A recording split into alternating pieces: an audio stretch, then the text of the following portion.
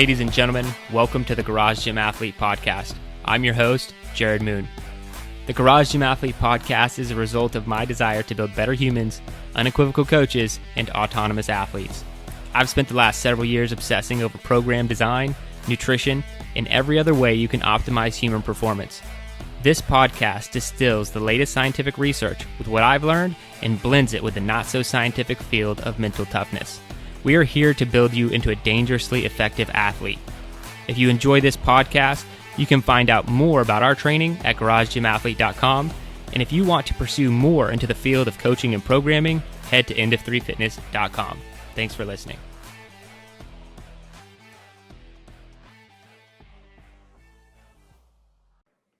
All right, ladies and gentlemen, welcome to the Garage Gym Athlete Podcast. Jerred Moon here with a couple guys and Ashley Hicks. Hey, how's it going? Welcome back. She's back. Thanks. Just kind of everyone's here for the most part of those who are regularly here. So welcome back. I'll get started real fast with the Garage Gym Athlete shout out. We have Gabe Byers. He said he signed up for, I've never heard of this one, the Near Death Trail Race. It's on June 12th. 5.86 miles with 1,300 foot elevation gain, half of it carrying a 50-pound sandbag. Oh, yeah. I remember seeing this one. They're just It's ripping right up Kyle's alley. Yeah. Sounds, Carrying heavy things, yes. Yep. Sounds pretty bad. All right. I did the shout out. That's about all I need to do for now. And then I'll hear how life is from the three of you. Ashley, you've been gone a while. What's up? We've basically just been traveling. We've had like spring break. My child is in preschool and they still get a spring break. So it's just when the Not other bitter. count. No, it's good. It's we had family in town. We went down to Lakeland, Florida, which is still like a 7-hour drive from where we are, even though we're in the same state. Florida is kind of like Texas, where you can drive for 10 hours and still be in the same state. But we had a good time. Kind of. Anyway, so went to an air show and had some family in town, and we've done our first official like family beach day, which has been awesome because now the weather is getting a little warmer. It's been kind of cool this spring, which I am not complaining about because humidity and me just don't go well, and that's most of Florida summer. So and then last but not least, health update. I'm on some thyroid help. I'm on hydrocortisone to help my cortisol levels, and I feel like a new person. It's great. And it's been about 6 weeks with everything. And so my doctor's office, the functional medicine doctor that I see, also has a functional nutritionist. And so I've been meeting with her as of this weekend, and we are implementing a new just kind of eating stuff to see if we can help the weight with food first. And then if not, we'll do other things. So on kind of a caloric deficit and counting macros again for the first time in a very long time. And like Joe, I eat a lot of fat, so I had to cut back on that. But yeah, so it's good. It's going really good. Still in my zone 2 training. Woohoo! Basically doing like my own 3D version. I do harder to kill, but then I just kind of like break it up how I want to. So yeah. It's awesome. It's cool that you're already feeling like a difference. Yeah, like I don't want to nap for 5 hours in the afternoon. I am very productive in the afternoon now, which is really nice. And then Switch time for activities. I know. And then Scott comes home and he's like, "You actually want to have a conversation with me?" I'm like, "Yeah, because I haven't seen an adult all day long, and B, I actually have energy, so I can have a conversation with you." So it's actually really sweet. Okay. Oh, sorry. I forgot. I haven't done this in a while. Let's go with you, Joe. So I forgot to think of life updates, but speaking of temperatures, it's consistently in the 90s here now. Yes. So I've been waiting it's for it. coming. It has started. It doesn't feel too bad. So I'm still going to the outdoor gym. So it doesn't feel too bad. Like it's high 80s in the morning when I'm working out, and there's a breeze and it's shaded. So it's pretty cool now. But like where I live, I haven't gone out for a run yet. Tomorrow is my run day. So I'm gonna see how it feels, and it's probably not gonna be that fun, but this is like the cool part of it because it's just gonna get worse.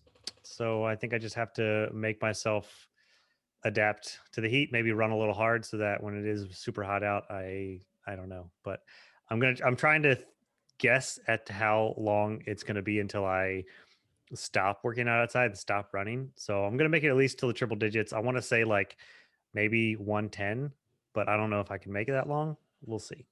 You can do it. Electrolytes, dude. Just stay on top of that. I mean, it'll be first thing in the morning no matter what. And like because of how the sun is here and the sun's rising so early, so we're waking up at like 5:15 because it comes up and into our bedroom.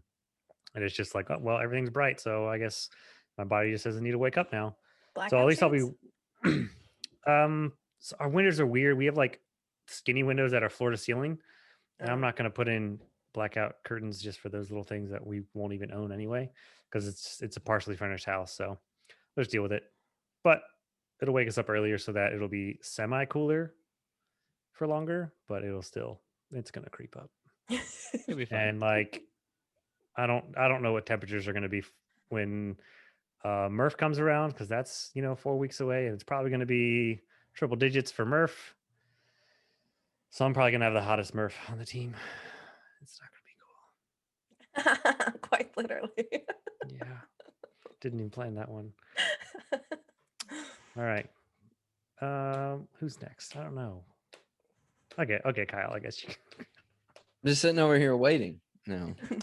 Actually, It better be something good.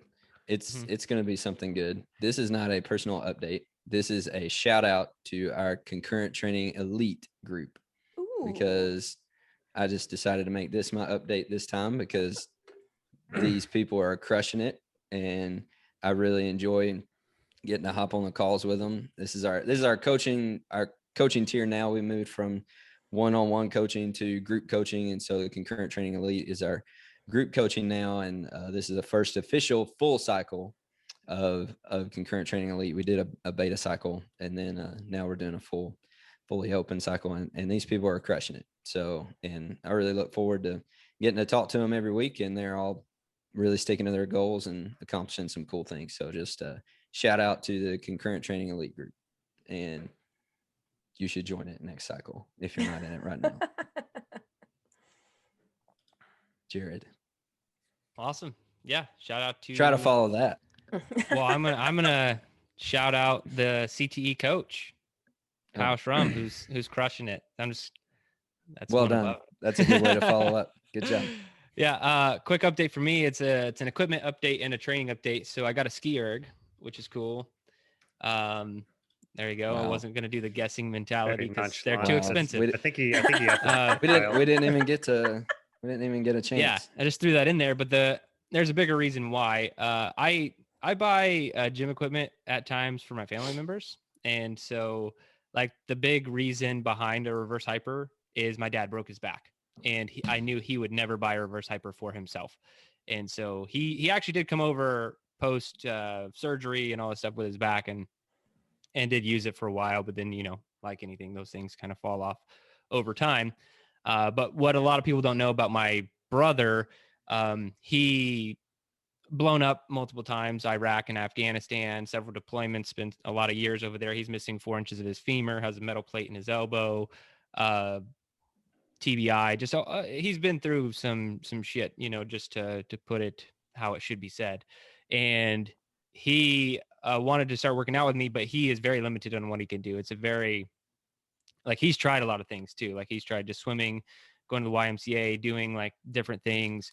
And so he didn't ask me, but I was like, I'm going to get a ski erg and convince him to start training with me. And I did. And Emily shot a video of me just doing the ski erg and what it looked like.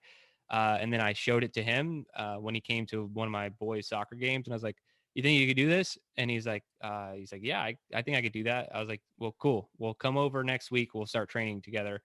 And so he's been coming every day or 4 days a week. That was what he committed to, 4 days a week for the last 2 weeks, which is really cool. And he he was actually really surprised because most things he can do, but then he still has like pain afterwards that he has to deal with. But he said the ski erg was phenomenal and like Good. he's fine. Like he can, Awesome. it's not hurting him. So I'm really excited. He's been really committed. He's super into it. We had a very light first week and he was sore as all get out, which was, Mm. awesome. And then we're moving more into legitimate programming now that I've kind of put together with HIT for him, which is a lot of zone 2 work, some strength training, the basics of what we would teach anyone to do. But yeah, he's crushing it and I'm proud of him. And I mean, just to put things in perspective, my he's an awesome human being. He did go through a lot. He did have multiple surgeries. And as soon as he recovered from his surgery, the one where he did lose 4 inches of his femur and like jack up his elbow and all that other stuff, within about, I think it was 3 to 4 months after surgery, he did the Baton Memorial Death March on like a huge missing part of his leg. He said it was excruciating, but he just kind of like that. Everyone has kind of that story you hear sometimes of like doctors being like what you can and can't do, and they're just trying to be realistic with you. And he was like, well, screw you guys. I'm going to go do one of the hardest marathons that you can do. And so, yeah, he did that. He's an awesome dude. And I'm looking forward to working with him because he's got the mentality, right? He just says, got to get the fitness back in there. So that's why I skipped over the ski erg because I don't think that's as important. It's a decent piece of machinery, but I'm more excited about getting to train my brother. So That's awesome. That's great. So I you've knew got absolutely none of that. what'd you say? I knew absolutely none of that. Oh, wow. And you've been around for a while. I thought you said, I believe absolute none of that. And I was like, oh, yeah, I just made up this elaborate story about my brother. Jared's actually an only child. Yeah. Yeah, You have the whole Concept 2 family now, right? I do. I have the trifecta. There you go. I am thinking about selling my yoke. If anybody's in the market for a yoke, it's just not making any sense in my garage anymore. And I don't plan on moving for a very long time. So any athletes in the Dallas-Fort Worth area who would like to buy a He's yoke, not going to ship that or drive yeah, it to I'm you. not shipping it anywhere, and I will charge way above fair market value for it. No, I'm kidding. Anyway, How much can I rent a truck for? Yeah, you do the math. It'll cost. Probably get it before a certain book. Just shut it. All right, that's too inside. That's too inside. We don't Yes. have time. Getting into the study. All right, so this week's study is on stretching, which we actually get a fair amount of questions on. So the name of the study is Effects of 6-Week Static Stretching of Knee Extensors on Flexibility, Muscle Strength, Jump Performance, and Muscle Endurance. This was done in 2021, so done this year. So there's 25 men who had not participated in resistance training or flexibility training in the preceding 6 months completed the study. All subjects had participated in various sports for 3 to 12 years at some point in their life. However, only 6 men in each group were currently engaged in various sports like baseball, soccer, volleyball. The purpose of the study was to compare changes in leg extension strength, muscular endurance, and rate of force development, knee flexion, range of motion, and jumping performance between 2 groups of untrained men who either stretched or did not stretch for 6 weeks. I'll do how they did it very quickly. So they just split the 25 men into a stretching group and a control group, and that was about it. They did to be honest, the stretching wasn't that aggressive. It was like 6 sets of 30 seconds on each leg, 3 times per week. And cut to the chase here, stretching is important, and I think it outperformed in every factor the people who stretched versus the people who did nothing, as far as muscular endurance, isometric strength, and rate of force development, jump performance. All that had some benefit, maybe not overwhelming in every category, but stretching had some benefit overall. And just think about that. I'm talking about muscular endurance, isometric strength, rate of force development, jump performance. I'm not talking about just flexibility, mobility. These people had performance increases, which you don't get to talk about as much with stretching. So that's all I'll say. I'd love to hear what the team thinks about this study. I think it was pretty cool that they had muscle endurance improvements, although I don't think it's too much of a shock. However, the force development, the force development improvement was really interesting to me, and that is basically being explosive, change of direction, which is something that we train a lot of. And I kind of perked my ears up at that, and curious as to why exactly. I mean, I guess it improved everything. There really wasn't a downside to stretching. The only downside to stretching is that it kind of sucks. But like to do, it just doesn't feel good. But force development, it was really cool to see that. So stretching will actually help you to be more explosive. And this study was a strength focused study, so more toward the muscle contraction uh, aspect. But I would really like to see a conditioning and speed one, because, especially thinking of the force development, but in general, like I bet you track runners are super flexible, because it takes, if you're more mobile, if you're more supple, I guess you could say, then you're using less energy to move.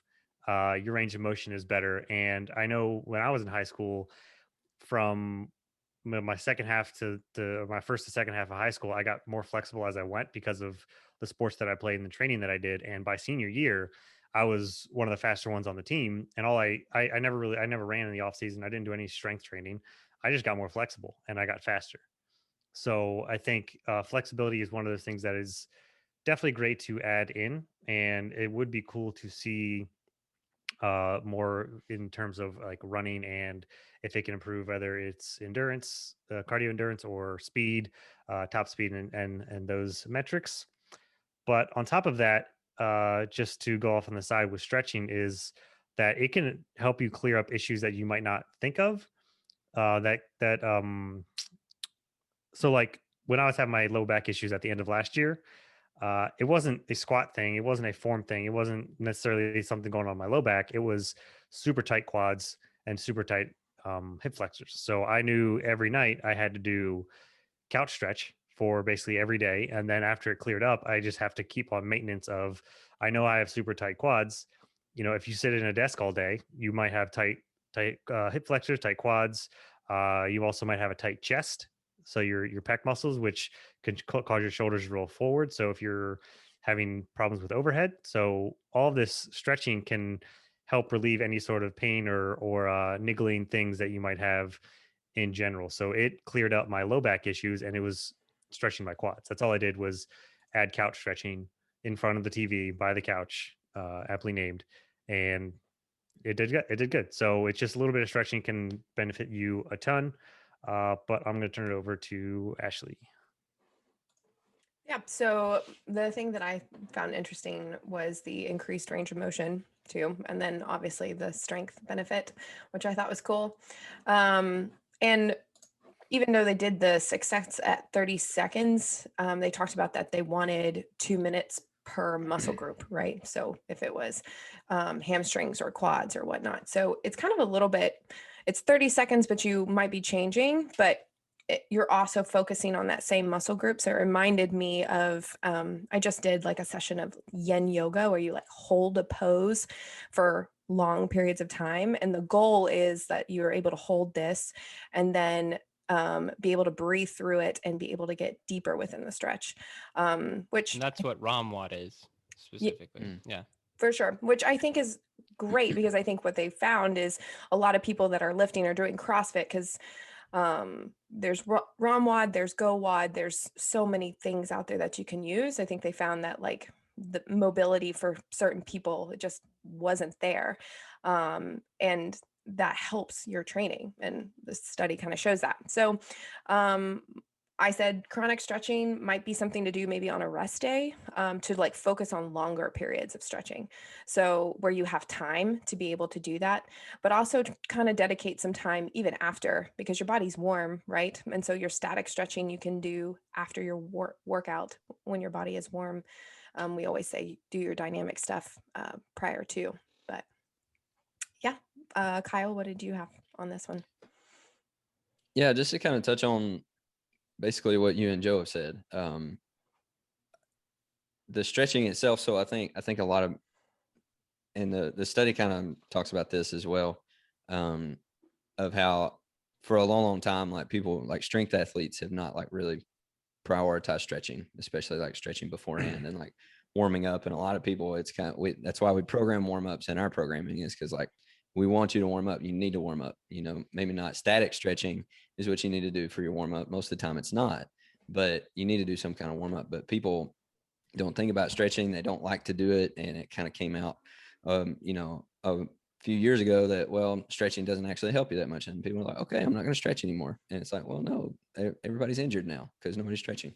But the stretching itself, I wasn't expecting, when reading the study, I wasn't expecting to see a big strength gain when they're just comparing stretching versus not stretching, because the stretching itself is not like directly increasing your strength. Okay. But what stretching does is it impacts other things that do increase your strength. So if the stretching helps you have a better range of motion, just like what Joe was talking about, if it helps you have a better range of motion and you can be in a better position while you're doing your strength training or whatever training you're doing, that actually does increase your strength. So being in a better position helps you recruit the proper muscle groups to do the lift correctly so that you can increase your strength. And so it's all these little things that go into fitness that we have to do to actually be optimal when it comes to getting the best out of our training. And so stretching is important. And so it's something that you need to be doing. And it's not because it directly affects this certain thing that you're trying to accomplish, but it directly affects something else. And so it's one of those building blocks that directly affects you getting to where you're trying to go. And so that's what this study pointed out to me, is just stretching it's a tool to use. It's a building block in doing the other things that you like to do. We kind of talk about that with accessory work too. Some people don't like to do accessory work. They just like to do the main lifts. And it's like, no, the accessory work helps you. The accessory work helps isolate other muscle groups and help you in the recruiting of all the muscle groups together once you're doing the main lifts. So it's definitely something that you need to be doing, and don't skip it. And we talk about that a lot when we're talking about our workouts at the end of the podcast. We're like, so tip number 1, you need to warm up. Like, don't go into this cold because you're going to be hurting afterwards. And but anyway, that's just kind of, and that's how I look at it as well. Stretching, it's a building block. It's a piece of the puzzle. Yeah, I really like this study because with stretching, we normally look at, most of the studies we've seen on stretching talks about, the incident of injury and the reduction of injury and things like that. That's where everyone's mind goes most of the time. When you do talk about stretching, you don't necessarily talk about a direct performance enhancer. I do think it would be interesting to see, stretching on how much it helps different types of athletes. I'd love to see like a study broken down. Like if you take a power lifter who never stretches, but, is really strong, I'd love to see what happens when you add stretching to their routine, like how much it helps them in, increase in strength. I think that'd be cool to see. But seeing this direct performance benefit, I think is great for garage gym athletes to hear, because if all I can tell you is, hey, you should stretch because it'll help you not get injured, maybe, like that's all I got for stretching, then you might just be like, you know what, that's extra time. I really just want to do the training. I'll roll the dice on whether or not I get hurt. And a lot of athletes do that. It's like when I call the athletes out for not doing your core work, the daily that we put in almost every training session. It's the same with stretching. But now I'm saying, or science is saying, stretch, perform better, run faster, have more muscular endurance, jump higher. And so I think connecting that is really great, and great for the garage gym athlete, and a phenomenal takeaway. So yes, stretch, but now we're not just saying stretch because you might not get hurt. We're saying stretch because it's going to make you a better athlete and help you see more results. So definitely stretch. That was my biggest takeaway. I love this one. And just tips like you guys have kind of given for stretching. I do throw my stretching in most of the time, either on a rest day. I'll do an incredibly long, like yin yoga thing that Ashley mentioned. So I might do a full 45 to 60 minutes, or I'll do shorter 10 to 15 minutes while watching TV at the end of the day. Cause I have to cut my day off and like move on to other things. And so if I'm going to watch TV or do something else, that part of my brain that still wants to be productive is going to want to do something. So I can stretch, like Joe mentioned, a couch stretch has that name for a reason, couch stretch, or, just stretching the hamstrings or whatever, fitting those things in, it's fairly easy to do while doing other things. So you don't have to have this dedicated morning routine with it in there or doing an extra hour-long session. You can just, if you watch TV at the end of your day, which I know a lot of people do, just try to throw in some quad stretches during that. It's a very simple thing to do. Really no reason you can't execute it, and it's going to help you perform better. So stretch. Especially if you sit at a desk all day. Yeah. It's rough. Okay. Well, we're going to take a quick break before we get into the topic and get to our sponsor, which is going to be Garage Gym Tours, brought to you by athletes all around the world. So go, if you want to go I was legit confused for a hot second. yeah, I thought I'd surprise you all. So We're Garage actually Gym now Tours, sponsored by Concept 2. Yeah, sounds like now that I'm a full in the Concept 2 family. Wouldn't that be nice? You guys are ruining what I had planned. Okay, Yep. anyway. Tours are cool. Tours, we have, I think, over a dozen of them at this point, and they will be published on the YouTube channel if they aren't already. I always get confused about when we're publishing things. But anyway, it's only on YouTube because the Garage Gym Tour can't go audio only. So you need to go to the End of 3 Fitness YouTube channel, and you can start seeing athlete gyms from all around the country. You also can submit. We're not like shutting it down or anything like that. So go to garagegymathlete.com/tour and you can submit your own video. We have the instructions. If you submit and we publish, you will get something awesome, banner, shirt, hoodie, whatever it is that you're looking at for our merch store. And so go to garagegymathlete.com/tour. So that was a quick word from our sponsors, which essentially is the community. So go do that. All right, now we can get into the topic, which is a book.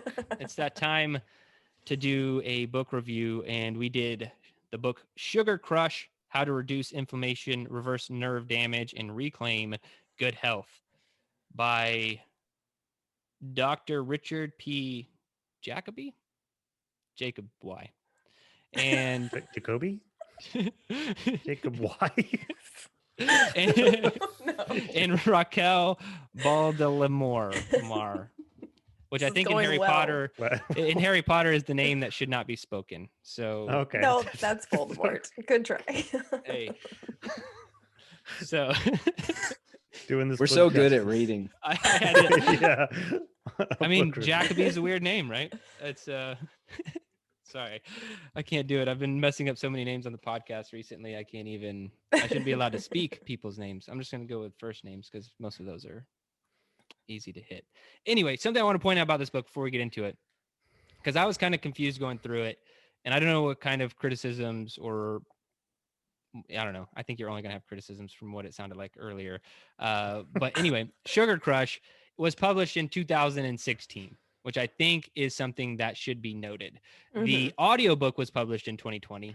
And so when I was looking at it on Audible, I was like, this seems like older information, for 2020 being published in 2020. But then when I looked up the actual written book, it was published in 2016, which this information is great via 2016. So anyway, the whole book is about sugar and a lot about what it does to your nerves and your blood vessels and a lot of like back end stuff on sugar that I haven't actually necessarily seen covered in a book before. A lot of people talk about inflammation, which he does to some degree, but he talks a lot about amputating people's feet and legs and stuff from eating too much sugar. So anyway, I also want to do one new thing that I'm surprising you guys with. We're either going to give it a kettlebell or barbell rating. I'll let you guys pick which one you want. So 5 kettlebells is perfect rating. 1 is not a good rating. That way the listener doesn't have to read in between the lines with how we felt about it. So I know if that was a hard concept, it's like a 5-star rating, but we're going to say kettlebell instead. We got it. Okay. Or barbell. And You if guys we give can it pick. if we give it a 2.5-pound plate, that means they hate it. Yeah. Or 35-pound plate, right? Or 35-pound plate means this book doesn't exist. Yeah. Okay. Because they don't use them. So anyway, let's get into the book. How did the 3 of you feel about it? So Wait, I are we think we're going with all- kettlebell or barbell? You get to choose. Do I whatever you like want. you just going, I rate this a fractional plate or 35 pound and make it super vague and weird. No, you can pick kettlebell or barbell. Okay. I give this a fractional plate rating. So all of us aren't just sticking to one standard rating system. We all just kind of have a subjective. It's on a rating system. scale of 1 to 5. You can No say matter what barbell you or choose. kettlebell. Yeah. All right. All right. Go ahead, Joe. I'm sorry I interrupted. I just thought that was important to I establish. mean, we got to nail down the rating system. That's It is. yeah. Yeah, that's important. We'll forget by the next book review, but No, we got it here. Ashley won't. I'll keep us on task. All right, Joe. So, yeah, I think we have a lot of the same feelings toward this, and I'm going to try and keep it to one positive and one negative, and that is, I think a lot of things with when doctors release books and come out with these nutritional books is that they don't really know how to communicate with the average person. So I think the information to them sounds fine and makes sense, but to us, it's like just too much. And I also think it comes off across as a lot of doom and gloom, like what you were saying. There's just a lot of foot amputation, and it's just like, hey, if you eat sugar, you're gonna lose a foot. Sorry, like it's. So I think this would be a good book to Good foot to cut off. Yeah. Yeah, foot. Yeah, this book gets this. We can rate it on how many foots it is. This book would be good for another book or something to reference to, or if maybe you are in this position of like pre-diabetic symptoms or anything like that, then maybe check it out. But other than that, I would say the section on sugar in something like Deep Nutrition would probably be a better bet. Just taking that if you really want to know about sugar. But on the good side, he did have a couple of good things, and it took him a while it didn't really happen until like past halfway. And one of the things I really like that he did is kind of shine light on and attack the like big pharma and how taking pills is not a good thing, and how like certain brands just how they market certain brands or don't market some, and how like even though this commercial says this pill does this, you're still not going to get much out of it, and you're still going to have all these issues. So the solution isn't to go get a pill, and that's like kind of the nowadays way of, well, I've seen commercials for something I can get a pill on, maybe I can just do that. And that was one thing that I was really glad that he kind of shined a light on. Like and Pfizer's $340 million faux pas, if you will. Yeah. Marketing Lawsuit, it. Same Pfizer people. Yeah. Yeah. But no, they're Yeah. altruistic with the vaccine. They're doing it just because they love you all. Money comes. Another podcast. Well, that's not controversial. They are for-profit No. companies. Like that's what anyone who thinks otherwise is being hilariously dumb. And I mean, same thing with the something else he talks about are the government regulations on food, which I think is also an awesome thing to bring up. And the fact that, well, the government says you can eat all this junk and you're fine, but then you're going to pay more to go need a doctor, which, pharmaceutical companies are, I'm sure, in the pockets of many. They're loving. Yeah. So it's kind of a circle of bad. But I think the important thing is that he kind of gives or shines lights on those things. The fact that, what you think these pharmaceutical companies and, go get a pill or whatever they're recommending to you is fine. It's really not. So those are my main two positives and negatives, but we're going to go to Kyle next. Oh, okay. I'll agree with Joe on the whole technical jargon of the book. There were parts of it that were pretty tough to understand, and he talks about a lot of the inner workings of the human body, and he talks about, when he's talking about prescription meds, he's not just using like the names that we know. He's using like the scientific names, the actual names of them. It's just it kind of gets a little overwhelming. I think that the book could have been about half the length, and he could have gotten to the practical, What is the steps for takeaway? people What is the takeaway for the book? The takeaway, the basic premise is sugar is bad. There you go. And Done. It's in the vast majority of what we eat here in the United States. There's a lot of it that gets added to a lot of our food, and so that's the basic premise. But so I'll say that I liked some of his practical stuff that he told people to do at the end of the book, but his solution was like, go keto. And I was like, keto is not going to work for everybody. So, but one thing I do think that everyone can do, and a big takeaway from the book is, I think everyone can, if you'll just kind of educate yourself on, and you don't have to read this book to do this, if you'll educate yourself on where added sugar has been placed into the food that you eat, just kind of know that it's going to be in places that you don't expect it to be, and be on the lookout for it. I think then everyone can take steps to try to limit that, to try to limit how much added sugar they're eating. And so that's something that I think was good about the book, was kind of highlighting where added sugar has crept its way into your diet. And it's going to be in places that you don't expect sugar to be, and maybe don't even taste it, but it's there. And so highlighting some of those things, and then people can go and start taking steps to kind of limit that, like slowly cut out certain things in your diet, replace them with things that don't have the added sugar. And you can take those kinds of steps instead of like just going full blown keto. And I mean, if you want to work towards keto, you can, and if keto works for you, then you can do it. But I don't think that's a long-term solution for most people, but I do believe that everybody can take steps to eliminate this stuff from their diet. And so that's something that positive from the book. Are we giving our ratings now, or are we all doing I guess we'll wait till the end since Joe skipped it. Yeah, so since Joe didn't do it. Okay. Yeah. So Ashley, your turn.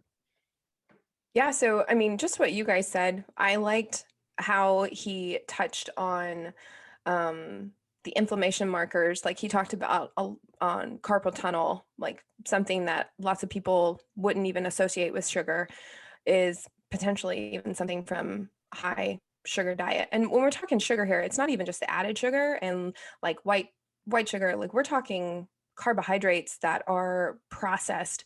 I mean, he even goes through a list of what people are eating. And I think because we all eat pretty much the same, I would say, and some of our community even eats kind of the way we eat, we're kind of in that like bubble of everybody eats kind of what we eat. And that's not the case. Like he talks about people eating Pop-Tarts for breakfast, and then they're eating a sandwich with chips, and then throw in like a side salad just to call it good. And, then they're eating potatoes with whatever. And so by the time they have gotten to dinner, they have eaten triple, maybe even quadruple the amount of sugar intake that they're supposed to have in a day, versus we know where we're going to get fiber from, and, holistic, clean, nutrition with vegetables, and how to fill kind of those carbohydrates. So I think it's a good, look into what the American diet can be, and what a lot of people eat, and how a lot of people's pain, like he talked about neuropathy and like foot pain and all sorts of stuff with nerve damages and stuff, how that could be from just eating way too many carbohydrates and sugar and all of that. So I think he did a good job of highlighting that. I agree with Joe. I feel like it was a lot of like doom and gloom on some things. And he doesn't even give you kind of like a solution until chapter 8. But with that, I think he hit some good points. He talks about, because ketosis back in 2016, like the whole keto blow up wasn't until, oh man, like maybe a couple years ago, like maybe 2018. Yeah. Really blown up 2018. Right. So the fact that he's hitting on this so early, I don't know. I think it shows some insight that he had done some things to some patients.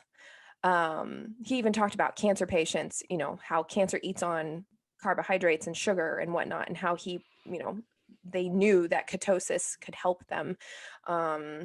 So I think the takeaway from that is make sure that you're getting the sufficient amount of protein that you need, as well as maybe eat a little bit more fat than less carbohydrate in order to make yourself feel satiated. So that way you are not always reaching for something that, like sugar that's going to burn quickly. And then the other thing I liked a lot was he talked about what Joe was touching on. He basically was talking like these pills and stuff are treating symptoms, and this food and cleaning up what you eat is treating the root cause, which I think is huge. You want to treat the root cause, so then therefore you're not just taking a pill and now you feel like you can eat whatever you want, and then you're causing even more damage to your body, which I appreciated. And then the last thing I'll touch on, which I laughed at because he talked about an Air Force study for Air Force pilots and how it showed that if you eat fake sugar or whatnot, that it's terrible for them and like can lead to injury. And I just kind of died laughing out loud. Literally, my note says bah ha ha ha ha ha ha, because have you ever been to a snacko in a fighter pilot realm? Like, do you want to know what they have like stacked up? Like, my husband takes Any in his the lunch. military. Oh, 100% takes his lunch, packs his own snacks, because all they have is rain or Red Bull and Snicker bars and chips, and like that is what they're fueling up on.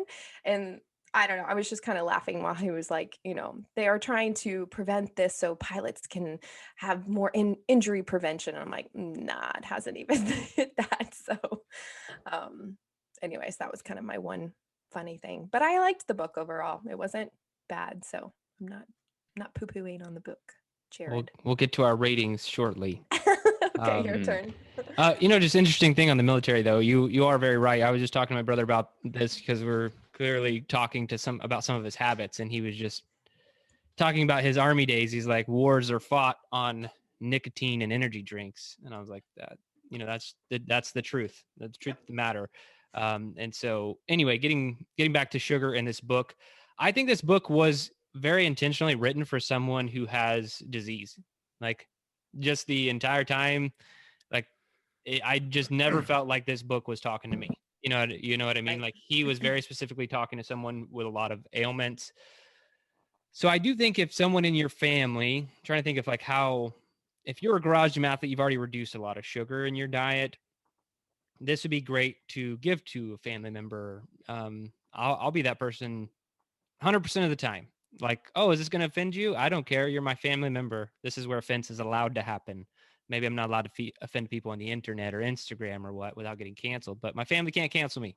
So I'm going to get in your face, offend you if I need to. And so if you want to hand them the Sugar Crush book because they're having weird problems, and they just can't figure them out, they seem like these vexing, confusing things that they can't figure out, it's probably sugar. So reduce some sugar and you'll be fine. I also think that the solution is so easy that you don't really need to read the book unless you need a bunch of convincing. Like, just stop eating as much sugar.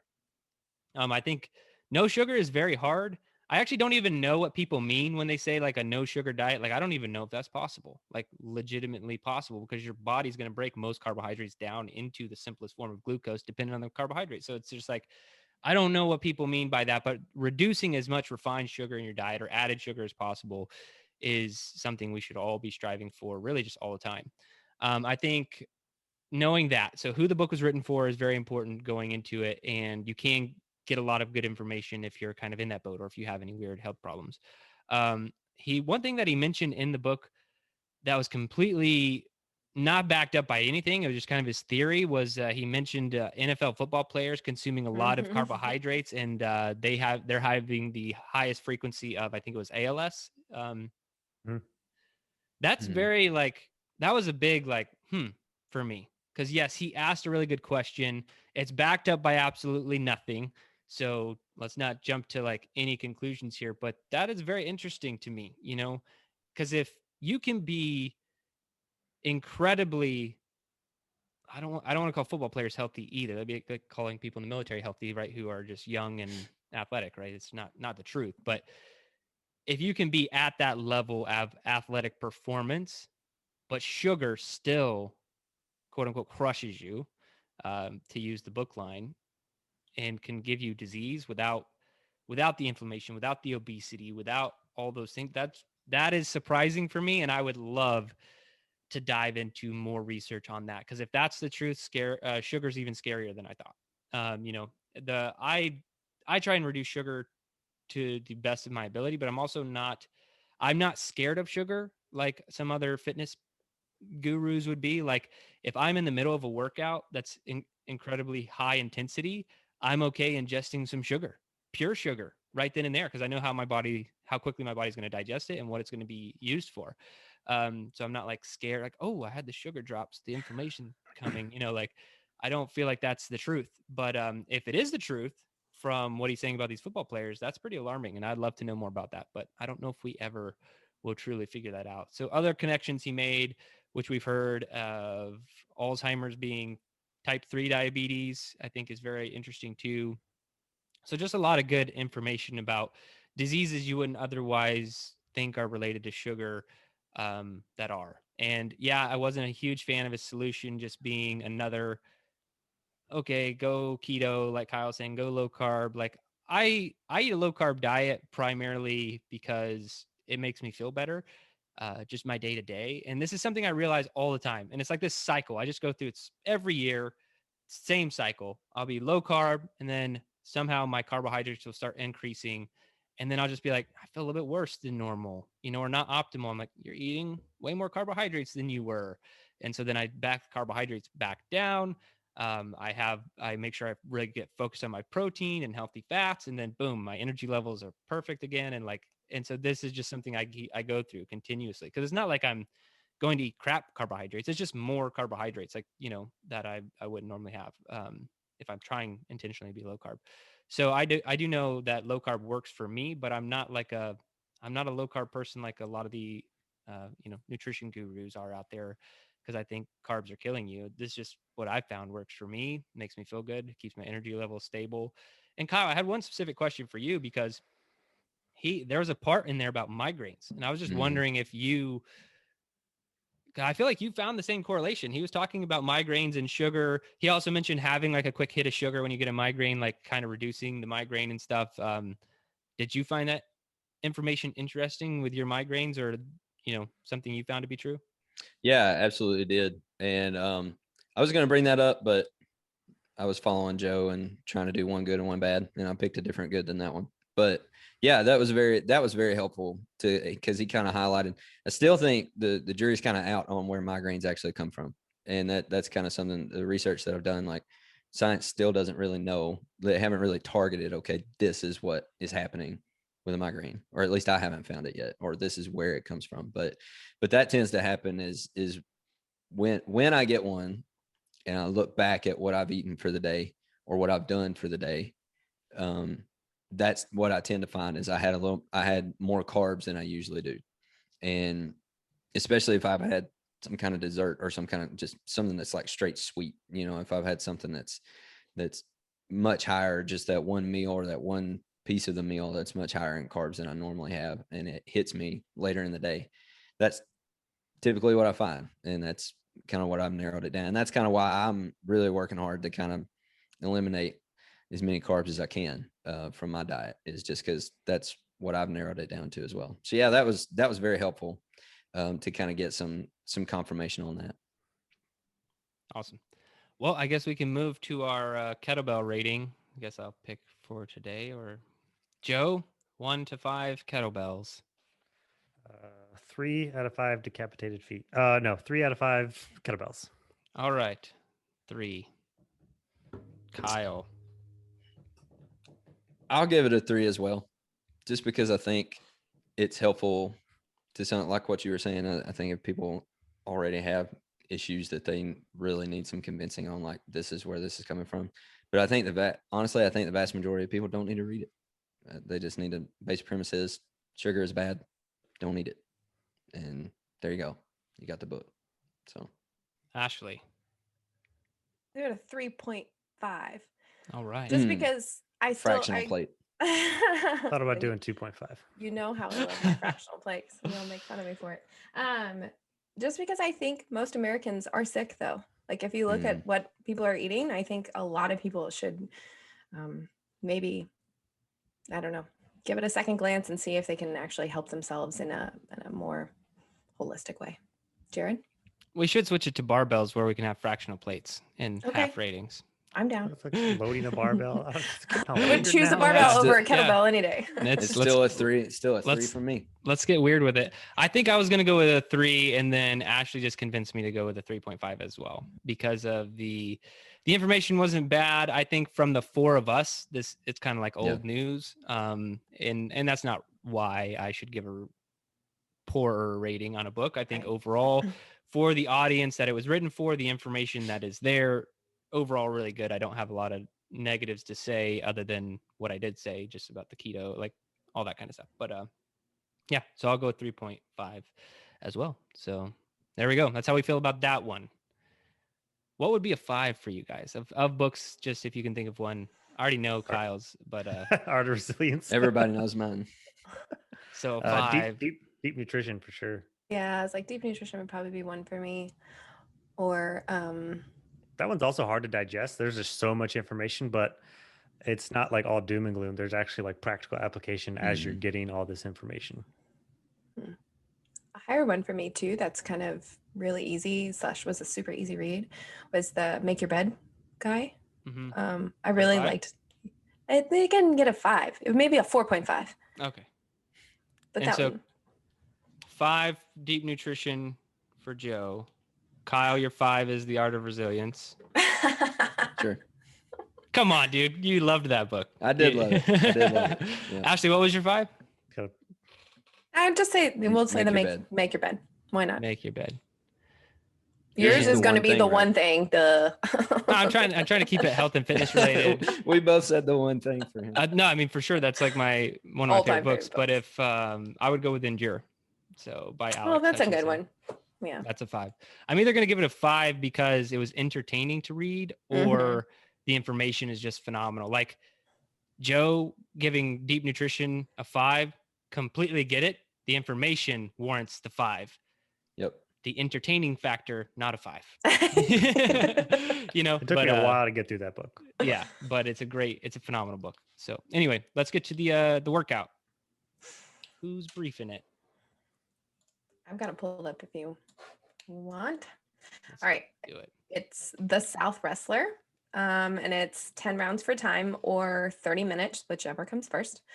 You have 3 cleans at 135 for male, and I'm just going to throw in the female weight should be 95 then, and then you can scale down as needed. And 6 hand release push-ups, 9 burpees, 12 pull-ups, and 24 feet bear crawl. That's it. So Yeah. You get to guys, go what are our first tips? because you Oh, briefed it. tips and tricks. Okay.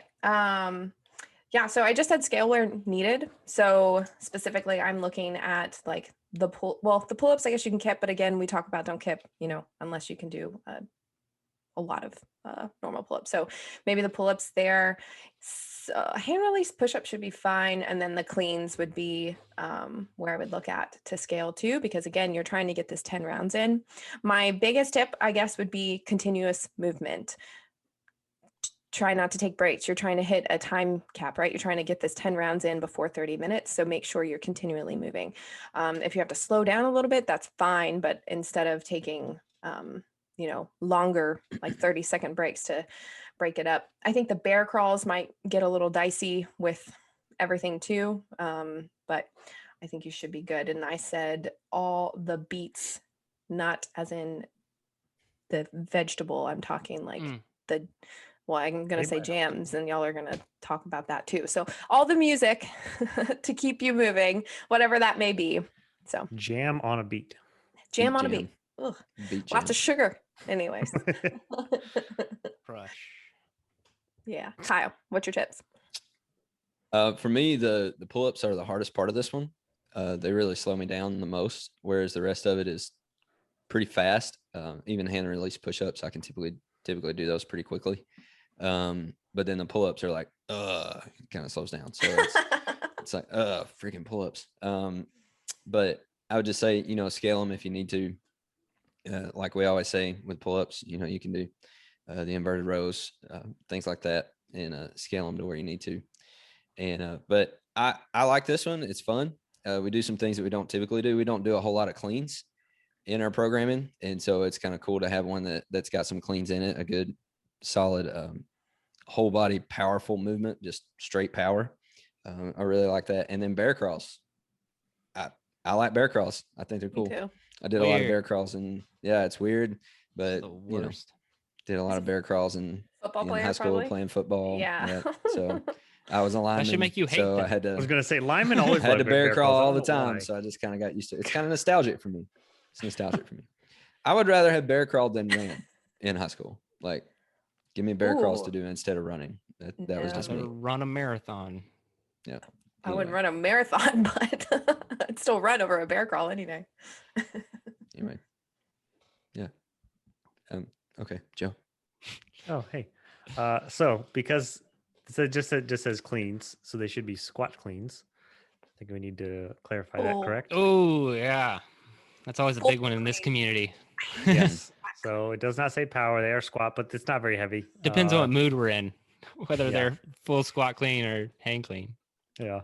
But full squat clean of 135 isn't very much for at least most people. I'd say make sure you're putting that as much onto your legs as possible. Drop under it as much as you can, because I think one of the limiting factors here is going to be upper body on the hand release push-ups and the pull-ups.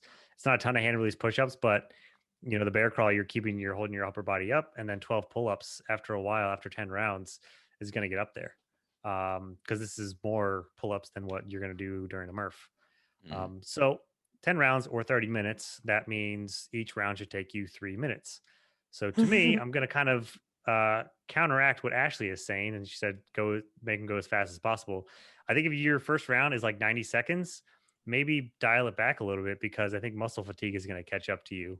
And then you're going to be in a world of hurt after 5 or 6 rounds. Maybe you're going to slow down a lot. So whenever I see these, I usually aim for anywhere from 2 to 2.5 minute rounds, and then I can, once I get halfway, I can speed up if I need to.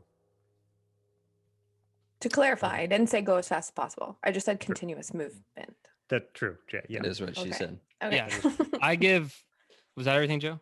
Or? Yes. So I give, both. I give Ashley's tip and Joe's tip were my tips. So if you are in the fitness realm of being able to complete this so quickly that it's sub 3 minutes, then do 1 round every 3 minutes. And so if it takes you 60 seconds somehow to do all this, rest 2 minutes and then just power through every single one. A lot of people will not be in that camp. Right. So just do as many rounds as you possibly can, like Ashley's saying, with continuous movement, but maybe give it a try, 1 round during the week, maybe like on Friday before the next day, to see about how long 1 round is going to take you. So I kind of give both tips there.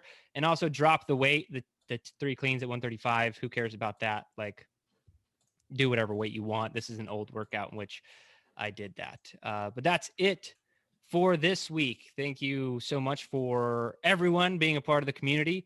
And we have a lot of things going on to get involved. If you want to see what we have going on, go to garagegymathlete.com. And if you're not one of our athletes, you can fix that problem by signing up for a 14-day free trial.